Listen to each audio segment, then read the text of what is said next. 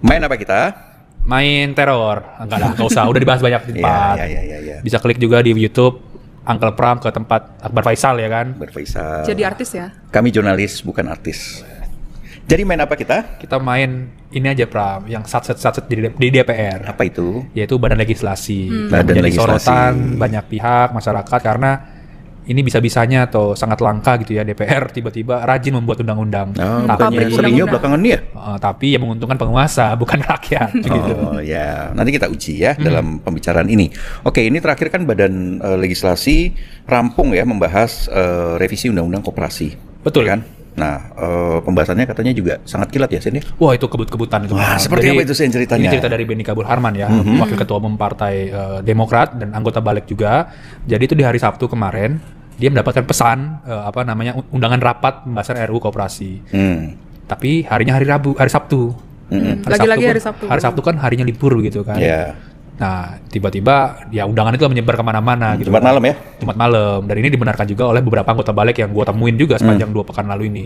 Nah, intinya adalah ada urgensi penyelesaian pembahasan undang-undang koperasi ini. Nah, kenapa? Karena Panja itu sudah terbentuk dari tanggal 19 Maret 2025 dan dengan target adalah penyelesaian sebelum DPR selesai masa sidang. Karena kan DPR juga mau libur panjang nih. Yeah. Sampai libur panjang Lebaran sampai nanti masih April ya. 20 April lagi baru masuk kembali ke Senayan begitu. Nah, jadi mereka kejar tayang nih ya? Kejar tayang, betul Bram. Kenapa kejar tayang? Kenapa ini itu? menarik.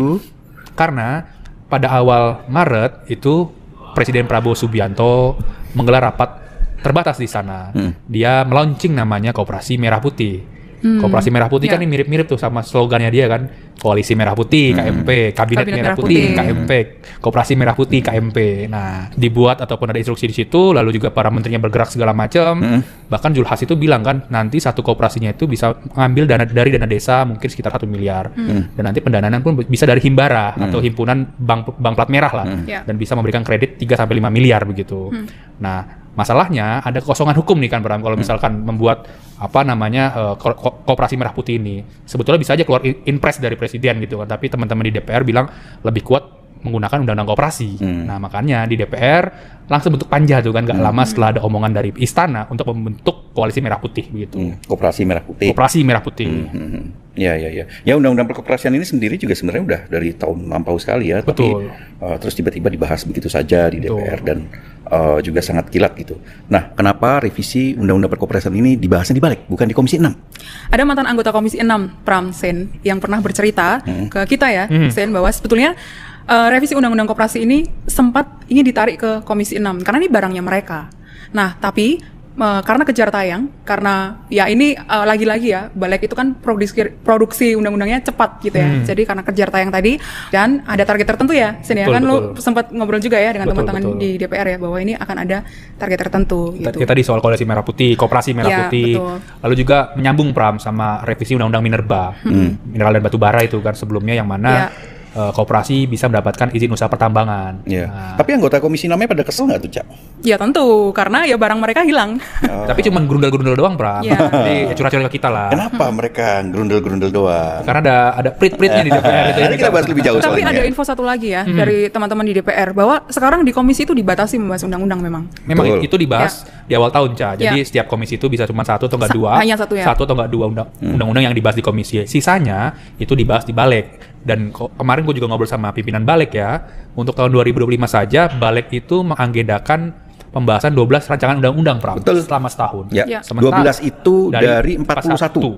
Sementara setiap alat kelengkapan dewan itu hanya satu-satu saja. Atau dua. Ya kan? Kan? Kebayang kan tuh 12. Nilai 12 Ya. di 12 Balik. penuh substansi segala macam, menyangkut banyak hal. Tiba-tiba ya dikeroyok aja di Balik itu kan. Dan Komisi 6 sudah kebagian jatah revisi undang-undang BUMN. Sudah selesai dia Sudah kerjanya. selesai. Sementara kalau kita melihat 12 rancangan undang-undang itu cukup banyak yang sebenarnya menyangkut hajat hidup orang banyak gitu ya. Sebenarnya kalau undang-undang itu menyangkut hajat hidup orang banyak. Betul. Tapi kayak misalnya kayak RUU tentang PPRT itu direncanakan dibahas di Balik. Tapi sampai sekarang belum ada ya bau-baunya kan? tuh, Bram ya. Sudah belasan hampir puluhan tahun itu. Ya, terus juga ada RUU soal pengelolaan sumber daya nasional untuk pertahanan negara alias Komcat. Ini tidak masuk di Komisi 1, ya kan, malah masuknya di Badan Legislasi. Gitu. Kalau kita lihat memang banyak banget ya 12 RUU gitu loh. Ini kan satu alat kelengkapan DPR nih, balik ini. Betul. Sementara masih ada alat kelengkapan DPR lain yang juga membahas rancangan undang-undang adalah 13 komisi yang ada di DPR. Nah ini 1 12, sementara yang lainnya 13 lainnya ya paling ya 2 gitu ya. Paling banyak 3 Karena mungkin. balik itu lebih mudah dikonsolidasi begitu, Bro. Jadi lebih mudah ya diperiwit-periwitin lah begitu kan. Siapa yang berwikir? Nanti kita bahas. Oke. Tapi ini kan bukan pertama kali saja, ya kan, pembahasan rancangan undang-undang di balik ini begitu cepat, sangat cepat. Sebelumnya kan kita juga melihat ada banyak aturan lain ya, kayak apa Cak misalnya Cak? Revisi Undang-Undang BUMN sempat dibahas di Balik, lalu diambil di Komisi 6. Ya, lalu ada apa lagi, Sen? Lalu ada Minerba yang tadi pernah Ya, gue bahas kan. Minerba itu juga pembahasannya nggak nyampe sebulan lah Pram ya. Dulu publik sempat terkejut karena kampus itu bisa mendapatkan hak mengelola tambang itu IOP itu Pram. Tapi karena mendapatkan kritikan publik, akhirnya soal kampus itu dicabut. Masalahnya koperasi ini bisa kan, tadi gue jelasin di awal. Jadi misalkan tiba-tiba politikus mana itu punya koperasi, datang minta IUP dong, nah bisa kan. Asalkan memenuhi syarat-syaratnya gitu.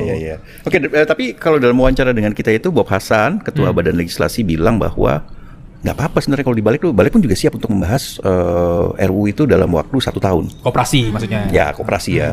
Tapi ya kalau kita ngeliat faktanya mana ada pembahasan di balik ini mencapai 1 tahun. Paling lama itu Undang-Undang Cipta Kerja itu sekitar 8 bulan. Itu 2020 ya? 2020. Nah, sementara ada banyak peraturan lain yang juga dibahas dalam waktu 1 hari saja.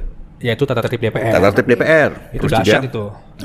Revisi Undang-Undang Pilkada yang kemudian akhirnya dibatalkan karena muncul gejolak publik lagi. Betul, demonstrasi besar-besaran ya. Karena waktu itu kita tahu bahwa revisi ini dimaksudkan untuk memberi karpet merah. Untuk siapa, Cak? Kaesang Pangarep. Itu yang sesuai dengan putusan MA, Bram. Jadi sesuai putusan MA pengen dimasukkan agar Kaesang bisa maju di pemilihan gubernur ketika itu. Nah, tapi dilalah ada lagi tuh putusan MK yang menghapus ambang batas syarat untuk maju calon pada daerah, Bram. Nah, itu juga pengen digas juga di Balik yang mana nantinya itu tidak akan berlaku di 2024. Nah, PDIP ngamuk kan, terus demonstrasi di mana-mana. Tapi sebetulnya percepatan pembahasan revisi undang-undang yang dilakukan oleh Balik itu ada presidennya, Sen. Apa tuh? Jadi beberapa teman di DPR cerita ya bahwa waktu COVID dulu itu revisi undang-undang itu hampir semua tuh dibahas di Balik gitu ya, dan ya ada presidennya tadi ya, ada revisi Undang-Undang Cipta Kerja yang saat itu sangat dibahas, meskipun sudah dibahas 8 bulan, tapi waktu itu pengesahannya kan cepat dan pelibatan partisipasi publiknya itu minim ya, sampai akhirnya digugat ke MK segala macam. Nah sekarang itu mencontoh ketika COVID gitu, jadi alasan untuk percepatan itu bukan karena revisi undang-undang itu masuk prolegnas, tapi karena ada kumulatif terbuka. Misalnya revisi undang-undang itu dulu ada gugatan ke MK-nya, maka dipakailah sebagai alasan kumulatif terbuka itu untuk dibahas di Balik. Dan sebelum 2020, sebelum COVID juga sebenarnya ada ininya, ada presiden juga. KPK, Undang-Undang Pemberantasan Tindak Pidana Korupsi atau Undang-Undang KPK gitu ya. Itu cepat banget kan waktu itu kan pembahasannya kan, luar biasa cepat lah di Balik juga gitu. Tapi Pramca, ini kenapa cepat ya? Tadi Cica kan sudah spill sedikit di 2020 ya.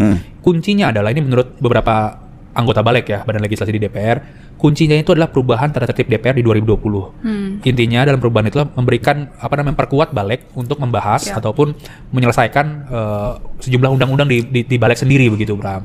Jadi misalkan dulu Balik itu hanya sebagai delivery, misalkan tugasnya mana, komisi mana, sekarang Balik itu menjadi kamar sendiri, dia bisa membahas tadi yang banyak sekali undang-undang lalu mendeliverkan ke tempat-tempat lain begitu. Oke, sekarang kita masuk pada bagian yang mengasihkan. Apa tuh? Yaitu siapa sih yang berada di belakang ini semua? Ini wawancara sejumlah politikus di DPR ya. Jadi kan Balik ini dari 2019, 2024 sampai sekarang itu dipimpin oleh politikus Gerindra. Sebelumnya Supratman Andi Akas ya. Kini menjadi Menteri Hukum ya. Sekarang adalah Bob Hasan. Politikus Gerindra. Tapi dua orang ini hanya sebagai fronting. Ada sutradaranya begitu. Siapa sutradaranya? Itu Wakil Ketua DPR Sufmi Dasko Ahmad. Ini menurut penjelasan beberapa orang-orang di DPR ya begitu. Karena undang-undang apapun yang ingin dibahas ataupun berhenti dibahas itu harus persetujuan dengan Dasko. Contohnya tadi tuh tata tertib DPR yang di Februari kemarin, Pram, yang pembahasannya sekitar 1-2 hari gitu kan. Nah itu ada sidang dulu di MKD. yang ujuk-ujuk memerintahkan ada untuk merevisi tata tertib DPR. Tujuannya adalah untuk mengevaluasi penyelenggara negara yang dipilih oleh DPR. Jadi Dasko ini punya kaki tangan ya di balik DPR ataupun di tempat lain gitu, di komisi-komisi ya. Betul. Dengar-dengar ada sebutan khusus untuk orang-orang yang membantu Dasko di alat-alat kelengkapan DPR ini, termasuk di balik. Cica nih banyak ceritanya. Gimana ceritanya? Order itu kan munculnya dari Dasko ya, dari Dasko kepada Kabinda dan kepada Adidas. Apa itu Adidas Kabinda? bukan sepatu ya, bukan sepatunya Husein yang mahal itu. Mahal apa nih sepatu Garut ini? Bayong-bong. Ya. Nah, kalau Kabinda itu kan identik dengan Kepala Badan Intelijen Negara Daerah. Ini ya beda kan? lagi, Kabinda di DPR ini. Apa itu? Kader binaan Dasko. Jadi ada Adidas, ada Kabinda. Betul. Seperti apa nih yang golongan yang masuk ke Adidas atau Kabinda? Kastanya berbeda. Oh, gimana? Jadi Kabinda itu kastanya lebih tinggi. Mereka ini biasanya memimpin AKD. Jadi ya pimpinan komisi, wakil ketua komisi, termasuk ketua Balek, temannya Husein, Bob Hasan. Bob Hasan itu kan sebetulnya orang baru. Iya, nggak masuk di akal loh, baru menjabat di DPR gitu kan. Tiba-tiba dapat posisi ketua. Tongkat Balek. estafetnya langsung ya. Itu strategis sekali. Di negara ini mah tidak ada yang tidak mungkin. Namanya orang bergabung dengan partai aja bisa langsung jadi ketua umum dalam sampai seminggu kan. Nggak ada yang nggak mungkin, ya nggak? Tunggu dulu, ada Adidas juga. Apa ada Adidas tuh? Adidas itu levelnya di bawah Kabinda. Jadi adik kelas lah. Adik kelasnya Kabinda. Adidas ini biasanya membantu di komisi-komisi, di Balek juga ada. Nah, biasanya Dasko itu memerintahkan Kabinda dan Adidas misalnya revisi undang-undang tidak dibahas di Balek, tapi nanti ada Kabinda dan Adidas di komisi-komisi lain ketika revisi undang-undang dibahas di komisi-komisi. Termasuk itu ya BUMN kemarin. BUMN ada. BUMN maupun yang terakhir tuh yang TNI. Iya. Apakah Kabinda ini dan juga Adidas ini orang-orang Gerindra saja? Tidak hanya orang Gerindra saja. Belum tentu. Luar biasa. Ya, lintas partai.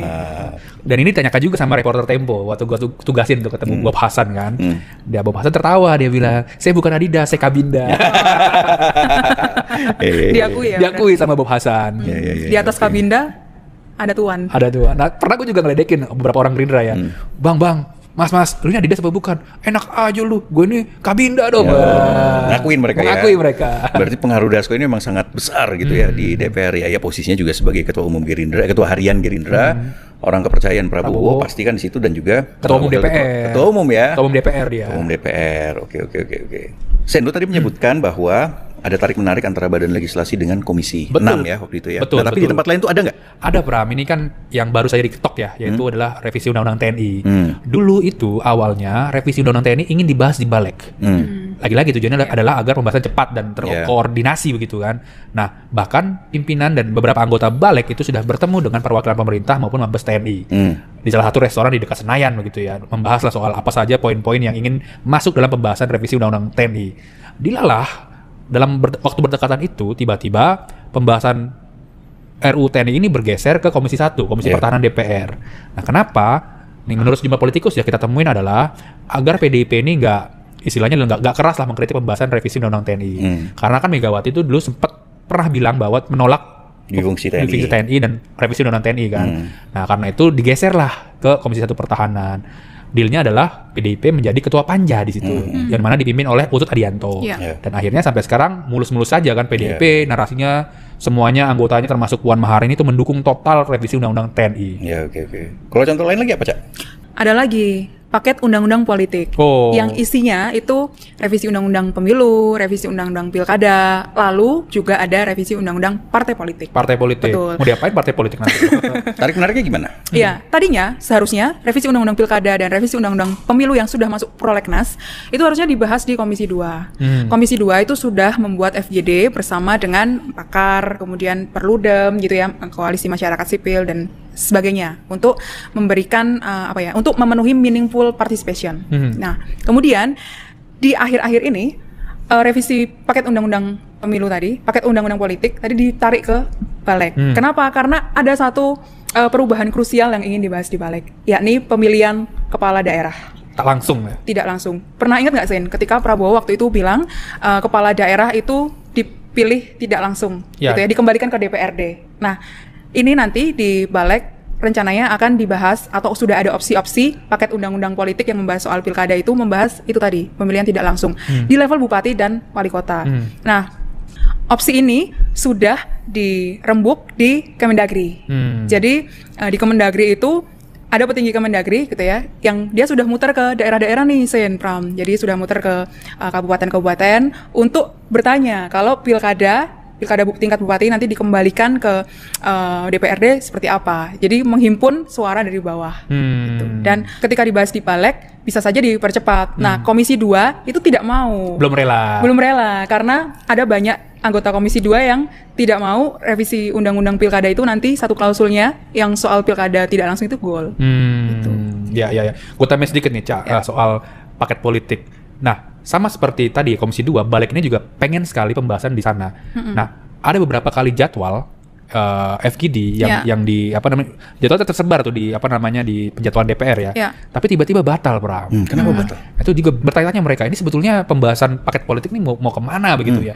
Karena kebiasaan DPR itu setiap periode gitu kan, pembahasan undang-undang pemilu, pilkada, segala macam itu biasanya dibentuk ataupun dibahas dalam panitia khusus. Dulu di pansus. Dulu tuh gue sering banget tuh meliput di ruangan pansus kan sampai malam segala macam membahas soal parliamentary threshold dan lain-lainnya. Nah, sampai sekarang mereka juga lagi-lagi masih menunggu, bingung nih mau kemana nih barangnya segala macam gitu. Yang paling ngotot dibahas di Komisi 2 itu siapa ya? Yang paling ngotot dibahas di Komisi 2 itu PDIP dan sebagian orang Golkar. Karena PDIP ini sudah ada lagi-lagi instruksi dari Ketua Umum untuk tidak mengembalikan pilkada ke bentuk tidak langsung. Maka mereka fight untuk menjaga itu di Komisi 2. Kalau Golkar? Kalau Golkar karena ada banyak anggota atau politikus Golkar yang terhubung dengan organisasi masyarakat sipil di Komisi 2. Makanya mereka bisa dimarah-marahin sama masyarakat sipil nih. Dan juga Golkar itu kan kekuatannya adalah kepala daerah tingkat 2. Kalau misalkan nanti pemilihannya melalui DPRD, mereka khawatir tuh kocokannya nggak merata. Misalkan mereka menang dalam pilkada tingkat 2, tiba-tiba nanti kalau dipilih DPRD, jangan-jangan bisa dapat sepertiganya begitu. Dan ini tentunya akan berpengaruh kepada hasil pileg mereka ke depan. Mereka pada berhitung juga segala kesempatan ke depannya begitu. Golkarnya terlalu banyak berhitung juga ya. Nah, Pram, sebetulnya ada nggak sih konsep ideal di negara mana itu yang membahas undang-undangnya memenuhi segala unsur, dalam artian lu mendengarkan partisipasi publik, lalu juga mengakomodasi kepentingan penguasa begitu, Bram?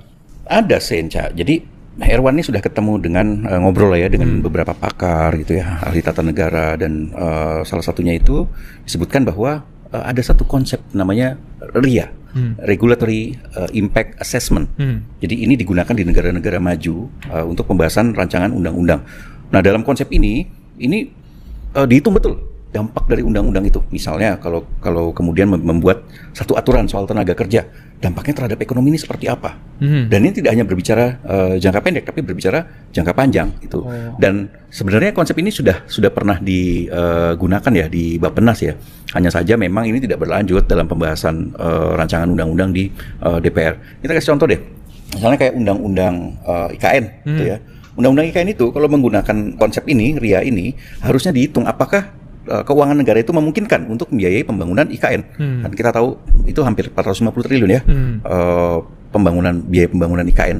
Itu kan dalam kondisi seperti sekarang sangat tidak mungkin gitu. Berat sekali, dan juga harusnya itu dihitung pemindahannya segala macam, butuh waktu berapa lama. Nah, ini yang kemudian karena tidak menggunakan konsep yang benar gitu ya, atau bahkan tidak ada studi pendahuluan yang komprehensif, ya akhirnya main bangun aja tuh IKN gitu kan. Serampangan pada akhirnya. Serampangan gitu. Nah, ini gara-gara proses cepat di Balek ini ya, sebetulnya ada nggak sih dampaknya gitu secara hukum ataupun dampak langsung kepada masyarakat? Karena tadi seperti Pram jelaskan kan bahwa setiap pembahasan yang cepat ini minim kalkulasi ekonomi, dampak pada publik dan lain-lain begitu.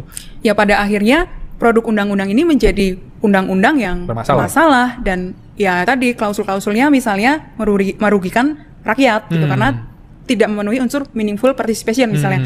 Katakanlah undang-undang cipta kerja atau omnibus law cipta kerja gitu, yang belakangan juga digugat oleh masyarakat sipil dan beberapa kelompok masyarakat ke MK. Gitu. Dan Titi Anggreni dari Perludem juga mencontohkan jika nanti misalnya paket undang-undang politik yang mengegolkan pilkada tidak langsung keluar dari hasil Balek gitu ya, pembahasan di Balek, ini nanti masyarakat sipil akan menggugat lagi ke MK. Iya, betul. Tadi Cica kan bilang bahwa undang-undang cipta kerjanya digugat di MK. Nah, MK juga sudah menyatakan bahwa pembahasan Omnibus Law ini kan inkonstitusional bersyarat. Nah, mereka juga meminta DPR pemerintah itu untuk membahas secara utuh sesuai dengan peraturan pembentukan perundang-undangan begitu ya. Masalahnya, pemerintah dan DPR ini bukan mengikuti putusan MK, tapi mereka malah merevisi undang-undang peraturan pembentukan perundang-undangan dan Presiden Jokowi mengeluarkan Perpu. Jadi lagi-lagi mencari jalan pintas di semua cara begitu kan. Dan dampaknya apa? Yang digadang-gadang membuka lapangan pekerjaan, ya bisa dicari dari berita sendiri berapa banyak pengangguran saat ini begitu kan. Berapa banyak ekonomi yang turun gitu. Bagi investor ini menimbulkan ketidakpastian hukum dan mereka tidak suka dengan itu. Betul. Berarti ini salah siapa sih kalau begitu sih? Waduh, salah antek asing pasti. Lalu Pram, gimana sikap Tempo dengan pembahasan yang kilat di balik ini? Ya, Tempo memandang bahwa pembahasan secara kilat ini bertujuan untuk menjaga kepentingan penguasa. Maka itu kemudian kaki-kaki tangannya penguasa ini juga dikerahkan supaya pembahasan revisi undang-undang maupun rancangan undang-undang itu bisa berjalan cepat itu dan tidak menemui banyak persoalan. Nah, tapi tadi sudah kita bahas bahwa ini cara-cara instan semacam ini akan menghasilkan produk yang bermasalah. Dan akhirnya ya itu digugat ke MK, tidak berorientasi pada kepentingan publik, dan lain-lain. Ada begitu banyak lah undang-undang yang bermasalah ya. Dan kalau kita melihat nanti ke depannya, ini pasti cara ini akan terus diulang. Ya kita bisa lihat dari 41 revisi maupun rancangan undang-undang yang dibahas di DPR atau masuk dalam prolegnas prioritas, 12 diantaranya dibahas oleh Badan Legislasi. Nah ini sudah menunjukkan bahwa Badan Legislasi ini menjadi pabrik undang-undang. Ya sudah, ke depannya kita akan terus berhadapan dengan atau menemukan produk hukum yang bermasalah semacam itu. Betul. Dan tadi soal paket politik ya, ini ngobrol-ngobrol sama beberapa anggota Dewan ya Pram. Kalau misalkan pembahasan itu mendekati pemilihan, artinya proses gugatan ke MK itu semakin sedikit. Dan jangan-jangan nanti tetap saja pilkada maupun pemilu itu sesuai dengan aturan baru yang disahkan mepet-mepet waktu pemilihan begitu. Itu yang mereka khawatirkan. Betul.